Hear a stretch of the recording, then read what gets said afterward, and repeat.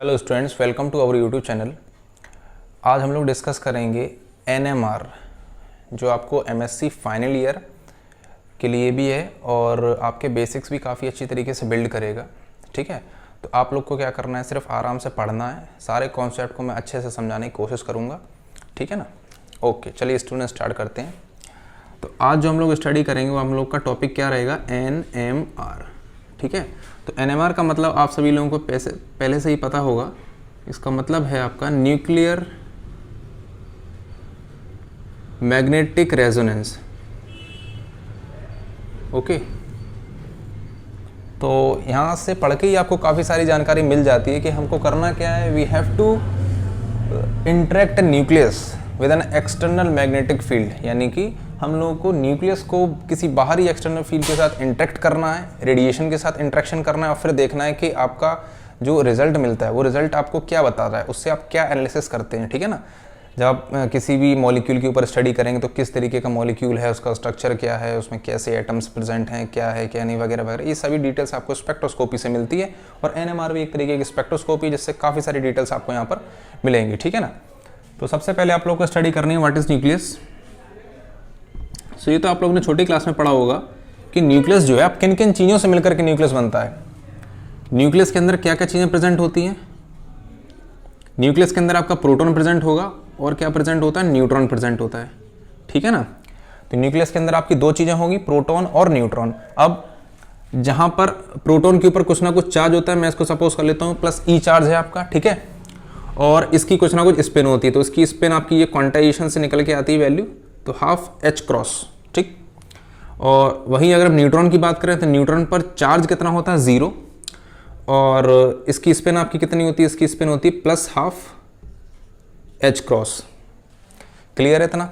अब होता क्या है, इन दोनों की स्पिन का जो भी नेट रिजल्टेंट आता है उसी के बेसिस पर न्यूक्लियस की किस तरीके की स्पिन होने वाली है वो डिसाइड होती है। ठीक है, यानी कि net spin off proton and neutron, proton और न्यूट्रॉन की जो भी नेट स्पिन होगी together makes the spin off A nucleus. Okay, proton और न्यूट्रॉन की जो भी स्पिन होगी वो टुगेदर मिलकर के क्या बनाएगी, एक न्यूक्लियस की स्पिन को डिजाइन करेगी। ठीक है, अब क्योंकि यहाँ पर मैंने बोला है कि स्पिन को डिजाइन करते हैं टुगेदर मिलके, या टुगेदर मिलके भी आप बोल सकते हो या फिर पेयरिंग करके भी बोल सकते हो, यानी कि जब न्यूट्रॉन और प्रोटॉन की स्पिन पेयर करेंगी तब उससे जो भी रिजल्टेंट वैल्यू आएगी वही उसी के हिसाब से आपकी न्यूक्लियस की स्पिन होगी और उसी के अकॉर्डिंग न्यूक्लियस आपका थोड़ा थोड़ा रोटेशन करेगा। ठीक है ना, तो क्या क्या पॉसिबल वैल्यूज हो सकती हैं, तो जब न्यूट्रॉन और प्रोटॉन आपका पेयरिंग करेगा तो आपकी 3 पॉसिबिलिटी हैं।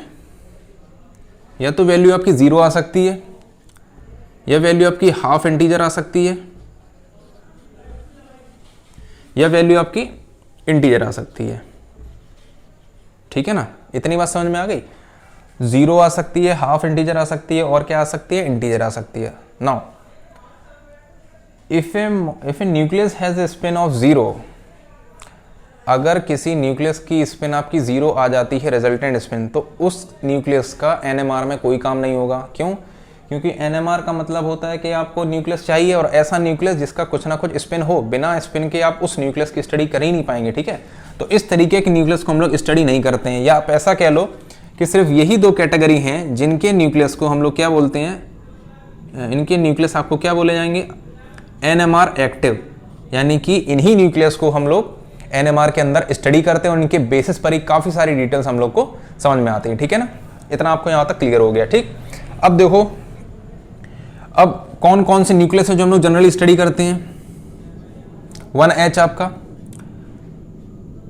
कार्बन 13, इसका आइसोटोप, कार्बन का कौन सा आइसोटोप होगा, 13 वाला। ठीक है ना, और आपका 15P।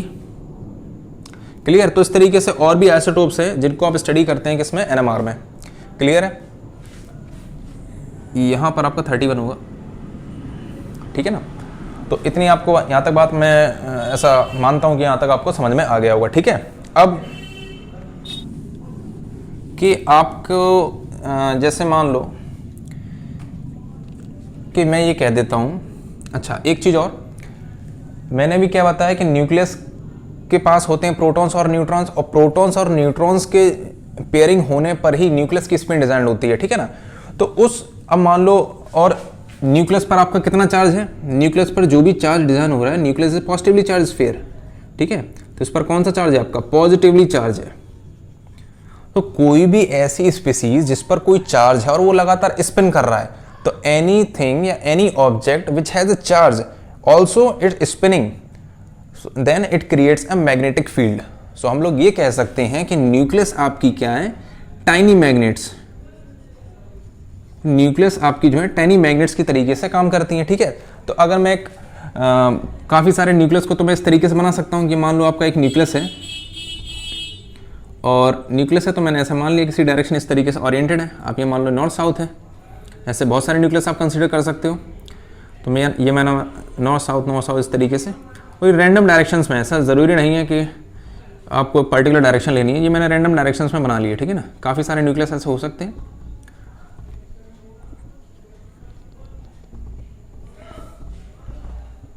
ये मैं जो पिक्चराइजेशन बना रहा हूँ, ये रैंडम डायरेक्शन में आपको न्यूक्लियस तभी देखने को मिलेंगे जब यहाँ पर बाहरी कोई भी एक्सटर्नल फील्ड अप्लाई ना किया गया हो, ठीक है। तो इन एब्सेंस ऑफ, ये काम कब हो रहा है, in absence of external magnetic field, जब तक आपका बाहर से कोई भी मैग्नेटिक फील्ड अप्लाई नहीं होगा तब तक ये जो न्यूक्लियस हैं वो किस तरीके से रहेंगे, वो रैंडम डायरेक्शन में ओरिएंटेड रहेंगे, ठीक है। उनका जो भी क्वांटम नंबर है स्पिन वाला उसके हिसाब से, ठीक है। लेकिन जैसे ही यहाँ पर एप्लीकेशन होगा किसका, मैग्नेटिक फील्ड का, तो on applying magnetic field, on applying magnetic field, जैसे ही आप मैग्नेटिक फील्ड को अप्लाई करेंगे, तो मैंने मान लिया ये एक मैग्नेटिक फील्ड है जिसका नॉर्थ पोल ऊपर की तरफ है और उसका साउथ पोल कहाँ पर है, नीचे की तरफ है। तो उस केस में क्या होगा, यहाँ पर जितने भी छोटे छोटे टाइनी मैग्नेट्स के रूप में जो भी न्यूक्लियस हैं, वो न्यूक्लियस अपने आप को ओरिएंट करेंगे, किसके हिसाब से, एक्सटर्नल फील्ड के हिसाब से, ठीक है ना। तो कुछ न्यूक्लियस आप किस तरीके से ओरिएंट होंगे, जहां पर साउथ नॉर्थ होगा, यानी कि ऊपर के डायरेक्शन में, और कुछ न्यूक्लियस आपके ऐसे होंगे जो इस तरीके से ओरिएंटेड होंगे, ठीक है ना। यहां पर आपका होगा क्या, नॉर्थ और साउथ, यानी कि some nucleus are oriented some nucleus are oriented parallel to the applied magnetic field, parallel to the applied external magnetic field, or some are anti-parallel, okay। so कुछ आपके पैरेलल होंगे और कुछ आपके कैसे होंगे, एंटी पैरेलल होंगे, ठीक है। यहां तक बात समझ में आ गई। तो ये न्यूक्लियस पर चार्ज होने की वजह से ही ये जो है न्यूक्लियस जो है मैग्नेटिक तरीके से बिहेव करता है, और इसीलिए हम इसका स्पेक्ट्रम रिकॉर्ड कर पाते हैं, जिससे हमको काफ़ी सारी डिटेल्स या जानकारी मिलती है, ठीक है ना। तो ये बात आपने समझ ली। अब एक चीज़ जो मैं बताने जा रहा था वो ये थी कि कोई भी, जैसे मैं ये मान लेता हूँ,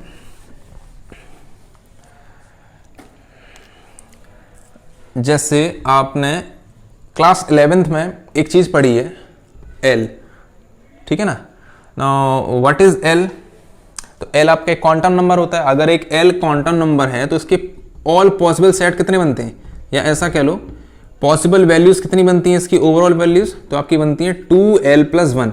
ये रूल कहाँ से आता है, ये रूल आपका आता है क्वांटाइजेशन से, या आप ऐसा कह लो ये क्वांटम थ्योरी कहती है, ठीक है ना, कि अगर कोई एक क्वांटम नंबर एल है तो 2l+1 उसके टोटल पॉसिबल वैल्यूज होंगी। तो उसी तरीके से उसी रेस्पेक्ट में हम ये कह सकते हैं, if capital I be the net spin number of A nucleus, ठीक है ना। तो अगर मैं ये मान लूं कि अगर कैपिटल आई किसी एक न्यूक्लियस का स्पिन नंबर है, कौन सा स्पिन नंबर, नेट, नेट का मतलब जब आपने प्रोटॉन और न्यूट्रॉन को पेयर अप किया उसके बाद जो नंबर हासिल हुआ, देन तो उसके बाद nucleus have 2i+1 possible orientations, ठीक है ना। तो ये इसके पॉसिबल ओरिएंटेशन होंगे, यानी कि इससे ज़्यादा आपके पॉसिबल ओरिएंटेशन नहीं हो सकते हैं, ठीक है।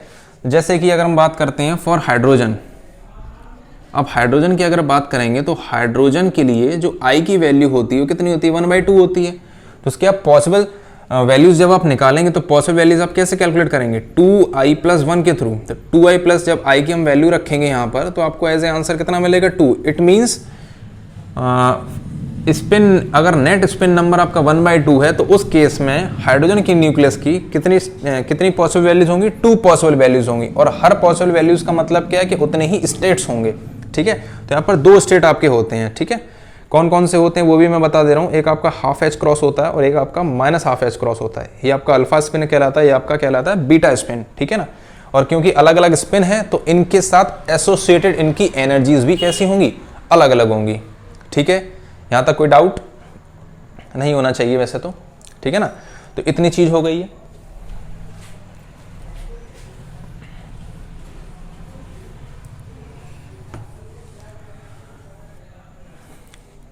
ठीक है। तो यहाँ पर क्या होता है, एक मैग्नेटिक मोमेंट जनरेट होता है जब अगर न्यूक्लियस क्या करता है, स्पिन करता है। So what is magnetic moment, हम लोग डिनोट करते हैं कि इससे म्यू है, और ये क्या है, वेक्टर क्वांटिटी होती है। So mu is equal to gamma into I, ठीक है। ये भी आपकी वेक्टर क्वांटिटी है, क्यों, क्योंकि ये डायरेक्शन बताती है, ये ओरिएंटेशन बताती है न्यूक्लियस का, ओके ना। तो what is gamma here, so gamma means, gamma आपका क्या है, ये gyro magnetic ratio, gyro magnetic ratio. और ये हर एक न्यूक्लियस के लिए स्पेसिफिक वैल्यू होती है, ठीक है। इतनी चीज, ये जो आपका जो भी मैग्नेटिक मोमेंट है, अगर ये मैग्नेटिक मोमेंट के साथ हम बाहर से कोई एक्सटर्नल फील्ड अप्लाई करेंगे तो कितनी एनर्जी एसोसिएटेड होगी, उसके लिए आपका एक्सप्रेशन आता है E is equal to minus mu dot B. और ये आपका क्या होता है, ये एक डॉट प्रोडक्ट है आपका, ठीक है ना। तो अगर हम z डायरेक्शन की बात करते हैं, जनरली हम लोग z डायरेक्शन को एज ए रेफरेंस कंसीडर करते हैं NMR में। तो अगर हम z डायरेक्शन की बात करेंगे तो आप इसको कैसे लिखोगे, म्यू z डॉट, और इसको हम लोग लिख लेते हैं b0, ठीक है। So this is a vector product. अब आप इसकी जगह पर वैल्यूज पुट कर सकते हो, गामा आई वेक्टर डॉट, ये आप मोर स्पेसिफिकली आप इस तरीके से लिख सकते हैं। तो ये आपकी क्या हो जाएगी, वैल्यूज हो जाएगी। अगर आप वेक्टर को रिमूव करना चाहते हो, क्योंकि हम एक ही डायरेक्शन की बात कर रहे हैं, तो gamma is equal to IB0। तो ये आपकी क्या होती है, एनर्जी एसोसिएटेड होगी जब आप इस मैग्नेटिक मोमेंट को किसी बाहरी एक्सटर्नल, अब जैसा कि मैंने आपको बताया था कि हाइड्रोजन के लिए, फॉर हाइड्रोजन, या हाइड्रोजन की न्यूक्लियस की बात कर रहे हैं ना, फॉर हाइड्रोजन न्यूक्लियस कितनी स्टेट मैंने अभी डिजाइन की थी, 2 स्टेट्स या 2 पॉसिबल स्टेट्स आपकी होती हैं, ठीक है। कौन कौन सी स्टेट वो आपकी होती हैं, आप इस तरीके से कंसीडर कर सकते हैं। जैसे मान लो ये मैंने न्यूक्लियस बना लिया आपका, ठीक है। तो ये न्यूक्लियस आपका 2 तरीके से स्पिन कर सकता है, कैसे, ये इस तरीके से भी रिवॉल्व कर सकता है, और ये न्यूक्लियस आपका दूसरी तरीके से, यानी किस तरीके से, आपका ऐसे भी रिवॉल्व कर सकता है, ठीक है ना। ये आपकी बोली जाती है +हाफ एच क्रॉस, या इसी को हम लोग बोलते हैं, या मैं नीचे लिख देता हूं इसको, इसी को हम लोग बोलते हैं अल्फा स्पिन। और ये आपकी बोली जाती है -हाफ एच क्रॉस, और इसको हम लोग क्या बोलते हैं, बीटा स्पिन, ठीक है ना। अब अगर यहां से हम देखें, यहां पर वैल्यू देखो आपको माइनस दे रखी है। सो अगर हम यहां पर पॉजिटिव वैल्यू पुट करेंगे तो ये आपकी एनर्जी कैसी आएगी, नेगेटिव एनर्जी आएगी। इसका मतलब ये एनर्जी को आपको कहां बनाना पड़ेगा, डाउन साइड, और ये एनर्जी कहाँ बनाना पड़ेगा, अप साइड। ये आपके क्या बन गए, 2 स्टेट्स बन गए। 2 स्टेट का मतलब ये आपका कौन सा स्टेट है, ये आपका स्टेट होगा, ये आपकी अल्फा स्पिन होगी इस डायरेक्शन में, ठीक है। और बीटा स्पिन आपकी कैसी होगी, बीटा स्पिन आपकी होगी ये वाली इस डायरेक्शन में, ठीक है ना। और ये क्या है, ये दोनों स्टेट। अच्छा, ये हो कब रहा है, ये चीज़ आपको सबसे पहले पता होनी ज़रूरी है। अगर एक्सटर्नल फील्ड की एब्सेंस है तो ये पूरी कहानी हो रही है in absence of external magnetic field, absence of external magnetic field. अगर बाहर से कोई भी मैग्नेटिक फील्ड आपने अप्लाई नहीं किया हुआ है तो उस केस में हम ये कह सकते हैं कि उनकी दोनों ही जो भी स्टेट, क्योंकि उनमें कोई स्टेट नहीं होगी, आप ऐसा कह लो ये डीजनरेट है। अभी जैसे ही आपने अप्लाई किया मैग्नेटिक फील्ड, तो यहां पर हमने क्या कर दिया, अप्लाई कर दिया, क्या कर दिया, apply external magnetic field. So on applying N external magnetic field, ये डीजनरेसी क्या हो जाएगी, लॉस्ट हो जाएगी, और आपके 2 अलग अलग स्टेट बन जाएंगे, ठीक है, जिनके बीच का कुछ ना कुछ एनर्जी का गैप होगा, जो कि आपको समझ में आ जाएगा इस फॉर्मूले के थ्रू, ओके। तो ये आपकी कहलाएगी अल्फा स्पिन की स्टेट, और ये आपकी कहलाएगी beta spin. Omega is equal to gamma B zero. तो ये आपका एक और रिलेशन है। सो हम लोग करते क्या है, सारा खेल किस चीज़ का है, सारा खेल है इन दोनों के बीच के गैपिंग का। अगर आपको किसी न्यूक्लियस को एक्साइट करना है तो आपको उतनी एनर्जी इसको देनी पड़ेगी जिससे कि वो फ्लिप कर पाए, अपनी स्पिन को क्या कर पाए, फ्लिप कर पाए। फिर चाहे वो अल्फा से बीटा हो या बीटा से अल्फा हो, ठीक है ना, या तो नीचे से ऊपर अल्फा से बीटा हो या बीटा से अल्फा हो, ठीक है ना। तो उस चीज़ को मैं यहाँ पर डिनोट कर सकता हूँ कि मान लो ये मैंने बना ली आपकी अल्फा स्टेट और ये मैंने बना ली, सॉरी, ये आपकी बीटा स्टेट और ये अल्फा स्टेट। ये आपकी ग्राउंड स्टेट होती है। नॉर्मली ज़्यादातर जो न्यूक्लियाई होते हैं वो ग्राउंड स्टेट में ही एग्जिस्ट करते हैं, यानी यहाँ पर जो पॉपुलेशन होगी, the population of nucleus in alpha state is more as compare to the population of nucleus in beta state. Okay, so आपको मान लो यहाँ से यहाँ पर कराना है तो आपको कुछ ना कुछ एनर्जी देनी होगी, that is called delta E. Delta is equal to H nu. Now what is the H nu? H nu is a frequency. किसकी फ्रीक्वेंसी है? जो आप लाइट रेस पर क्या कराओगे, इंसिडेंट कराओगे, तब क्या होगा, ट्रांजिशन होगा। कहाँ से कहाँ ट्रांजिशन होगा? अल्फा से बीटा भी हो सकता है और बीटा से अल्फा भी हो सकता है। डिपेंड करेगा कि वहां पर एमिशन हो रहा है या एब्जॉर्प्शन हो रहा है। समझ सकते हो कि एनएमआर में हो क्या रहा है, एनएमआर में एनर्जी का ट्रांसफर हो रहा है। NMR corresponds to transfer of energy. Transfer of energy, energy का ट्रांसफर हो, इसका मतलब क्या है कि आप रेडिएशन के थ्रू कुछ एनर्जी सेंड कर रहे हो और वो न्यूक्लियस पर स्ट्राइक करके उस न्यूक्लियस को थोड़ी बहुत एनर्जी ट्रांसफर कर रही है, जिसकी वजह से वो न्यूक्लियस अल्फा से बीटा में जा रहा है, ठीक है ना। तो इसका मतलब हम ये कह सकते हैं कि एनएमआर का मतलब है कि आप कहीं ना कहीं एनर्जी का ट्रांसफर करते हो और इसी एनर्जी के ट्रांसफर के बाद जो भी घटनाएं होती हैं, जो भी इंसिडेंट होते हैं, आप उसी को क्या करोगे, बाद में रिकॉर्ड करते हो। जो भी आपकी पूरी कहानी आपकी स्पेक्ट्रोस्कोपी वहीं चल रही है, ठीक है ना। और लेकिन ध्यान रहे, एनएमआर कराने के लिए जितने भी न्यूक्लियस हैं उनको एनएमआर एक्टिव होना ज़रूरी है। तो जैसा कि मैंने आपने बताया, अगर आप यहाँ पर देखोगे एट इक्विलिब्रियम स्टेट पर होता क्या है, जो पॉपुलेशन होती है, पॉपुलेशन किसकी population, the population of nucleus, the population of nuclei, ऐसा क्या, the population of nuclei in alpha state. Alpha state में जो भी पॉपुलेशन होती है वो ज़्यादा होती है किसके कंपैरिजन में, बीटा स्टेट के कंपैरिजन में। यानी कि कहने का मतलब मेरा ये है कि ज़्यादातर न्यूक्लियस जो हैं वो कम एनर्जी में रहना चाहते हैं, ठीक है। तो कम एनर्जी में रहते हैं, इसकी वजह से यहाँ पर आपके काफ़ी सारे न्यूक्लियस देखने को मिलेंगे, जिसकी वजह से आप ओवरऑल क्या देख पाओगे यहाँ पर, एब्जॉर्प्शन। तो इस बेसिस पर हम क्या समझ सकते हैं, ओवरऑल क्या होता है, नेट आपका क्या होगा यहाँ पर, एब्जॉर्प्शन होगा, क्योंकि यहाँ पर न्यूक्लियाई ज़्यादा है और यहाँ पर कम है। तो यहाँ से यहाँ पर क्या करेंगे, न्यूक्लियाई मूव करेंगे, ठीक है। मूव करने का मतलब होता है यहाँ पर कोई लेवल्स नहीं बने होते हैं आपके मॉलिक्यूल्स, एटम के न्यूक्लियस के अंदर कोई लेवल नहीं है। मेरा मतलब यहाँ पर यह एब्जॉर्प्शन का स्टेट को सिर्फ हम लोग इंडिकेट करते हैं। इसका मतलब एनर्जी के बेसिस पर उनकी स्टेट चेंज होती है, क्योंकि इस तरीके से आपके पार्टीशन नहीं बने वहाँ पर, ठीक है ना। तो ये चीज़ आपको क्लियर होनी चाहिए। फिर और दूसरी चीज़, इसका मतलब हम ये भी कह सकते हैं जो स्ट्रेंथ होगी आपकी किसकी, एब्जॉर्प्शन की, यानी किस हद तक आपका एब्जॉर्प्शन होगा और कितना एब्जॉर्प्शन होगा, that depends on the difference between the population of the nuclei in the alpha and the beta state. Okay, so मैं यहाँ पर इस पॉइंट को इंडिकेट कर सकता हूँ, ये आपका इंपॉर्टेंट पॉइंट बन जाएगा। द स्ट्रेंथ ऑफ एब्जॉर्प्शन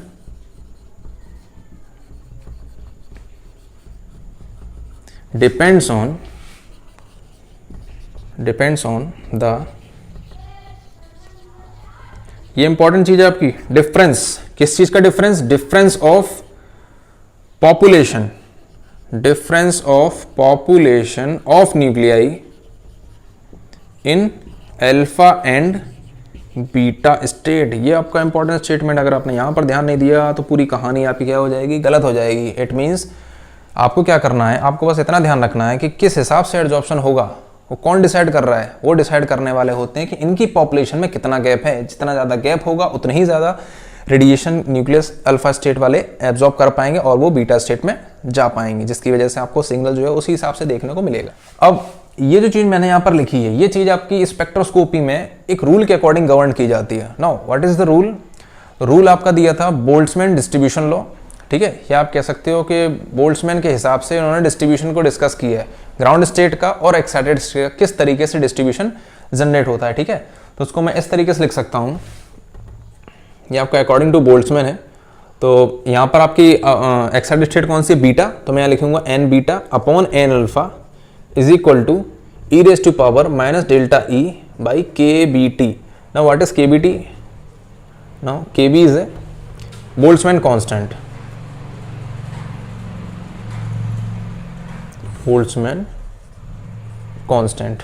ठीक है, इतनी चीज आपको समझ में आ गई.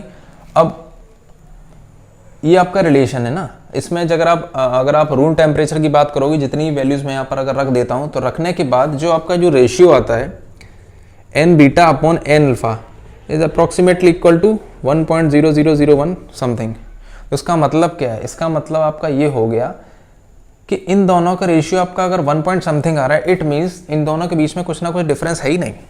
सो अगर डिफरेंस है नहीं, इसका मतलब जो आप रेडिएशन इस पर स्ट्राइक करना चाहते हो वो रेडिएशन सही तरीके से एक्साइट नहीं कर पाएगी. आपको जो रिजल्ट मिलेगा वो रिजल्ट आपको उतना इफेक्टिव नहीं मिलेगा.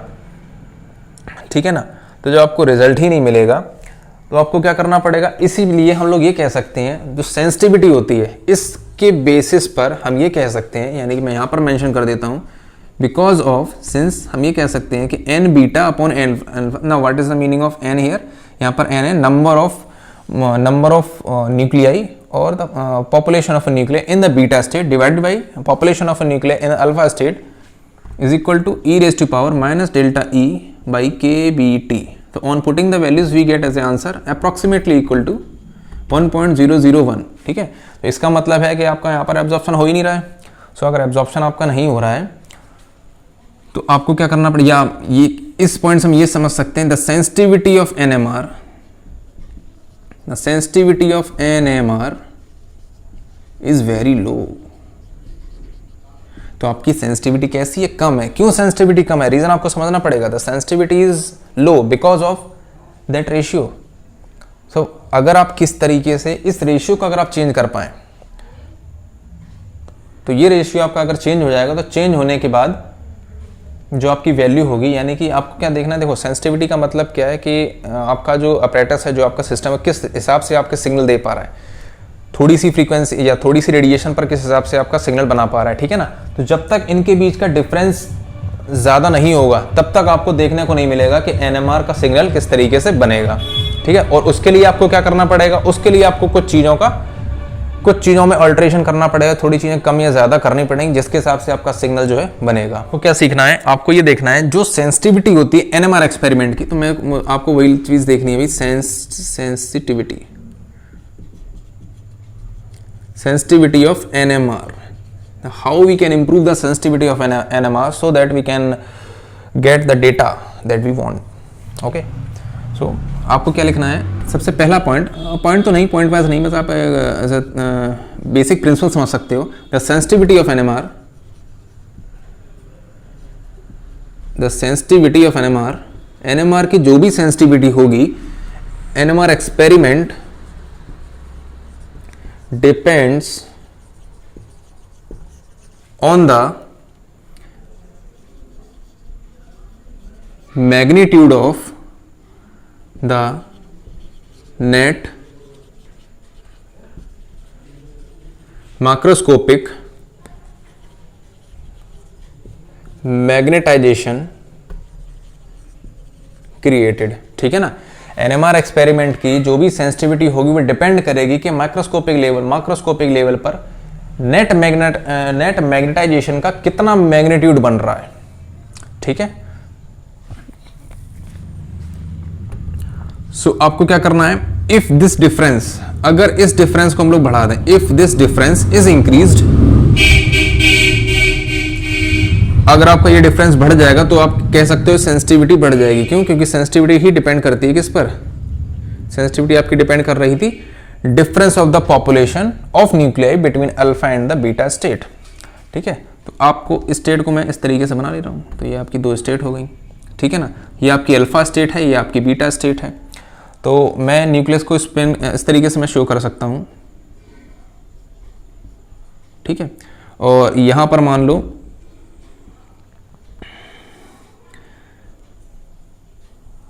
यहाँ पर आपके काफ़ी सारी न्यूक्लियाई, तो यहाँ पर देखो लगभग इनके बीच में जो डिफरेंस है बहुत ही कम है. आप मान के चलो मैंने यहाँ पर 5 बनाए, यहाँ पर भी 5 हो गया, बराबर हो गया. ठीक है। तो यहाँ पर देखो डिफरेंस आपका 1 का डिफरेंस, इसका मतलब सिग्नल जो आपको मिलेगा वो उतना ज़्यादा सेंसिटिव नहीं होगा, ठीक है ना। तो आपको क्या करना है, सेंसिटिविटी बढ़ानी है। तो अगर सेंसिटिविटी हम बढ़ाएंगे तो इंक्रीज्ड सेंसिटिविटी बढ़ाने का मतलब क्या है कि आपने किसी न किसी तरीके से कुछ चेंजेस करके कुछ न्यूमेरिकल वैल्यूज़ में या जो भी वैल्यूज़ थे, जो भी एनवायरनमेंट मिल रहा था उस एनएमआर एक्सपेरिमेंट में, आपने थोड़ा बहुत चेंज करके आपने किसी तरीके से इनके डिफरेंस को बढ़ा दिया। सो आपने अगर डिफरेंस को बढ़ा दिया, मान लो ये आपकी अल्फा स्टेट है, ये आपकी बीटा स्टेट है, अगर मान लो यहाँ पर नंबर ऑफ न्यूक्लियाई पहले कंपेरिजन में अगर ज़्यादा है और यहाँ पर मैं मान लो सिर्फ 2 न्यूक्लियस को अगर दिखाता हूँ, तो यहाँ पर देखो जो डिफरेंस है इसके कंपैरिजन में इस कंडीशन में डिफरेंस ज़्यादा है। तो यहाँ पर अगर डिफरेंस ज़्यादा है तो सेंसिटिविटी एनएमआर एक्सपेरिमेंट की सबसे ज़्यादा होगी और आपको सिग्नल इंटरप्रेट करने में आसानी होगी। और इसकी जो पॉपुलेशन होती है उसको हम लोग गवर्न करते हैं, जैसा कि मैंने अभी बताया था, बोल्ट्जमैन लॉ से, ठीक है। अकॉर्डिंग टू बोल्ट्जमैन लॉ, मैं ये चीज़ बता चुका हूँ आपको। बोल्ट्जमैन लॉ के अकॉर्डिंग हम ये लिखते हैं कि N beta upon N alpha is equal to E raise to power minus delta E by K B T. Okay, तो डेल्टा ई यहाँ पर क्या है, डेल्टा ई मैंने पहले भी लिखा था फॉर्मूले में, तो delta is equal to minus gamma H B zero by K T, ठीक है, H B zero by K T, ठीक है। इतनी चीज़ समझ में आ गई। अब इसके डिफरेंस को हम किस तरीके से बढ़ा सकते हैं, तो डिफरेंस को बढ़ाने के लिए काफ़ी चीज़ें आपको समझनी पड़ेंगी यहाँ पर। तो to increase the population difference को इंक्रीज करने के लिए हमको क्या बढ़ाना पड़ेगा, गैप बढ़ाना पड़ेगा। और गैप बढ़ाने के लिए हम लोग को क्या क्या चीज़ें बढ़ानी पड़ेगी, या तो हम गामा को इंक्रीज कर दें, ये मैं किस लिए लिख रहा हूँ, टू इंक्रीज द सेंसिटिविटी, या सेंसिटिविटी की बात कर लो, सेंसिटिविटी, या फिर हम पॉपुलेशन की बात करें, सॉरी पॉपुलेशन नहीं, आपकी पॉपुलेशन डिफरेंस की बात करें, ठीक है ना। तो सेंसिटिविटी को बढ़ाना या पॉपुलेशन डिफरेंस को बढ़ाना किस तरीके से आप बढ़ा सकते हैं, तो आपकी कुछ 3 चीज़ें, कौन कौन सी 3 चीज़ें, वो यहीं से निकली हैं। गामा की वैल्यूज़, क्योंकि मैंने बताया था गामा की वैल्यूज़ आपकी डिपेंड करती है nuclei two nuclei. So by changing the value of gamma, now H is a Planck's constant which is constant, so which can not be changed, so the value which can be changed, here are only 3 values that you can change, either gamma or b naught means the external field, the strength of the external field that you have applied, or the temperature at which the experiment takes place.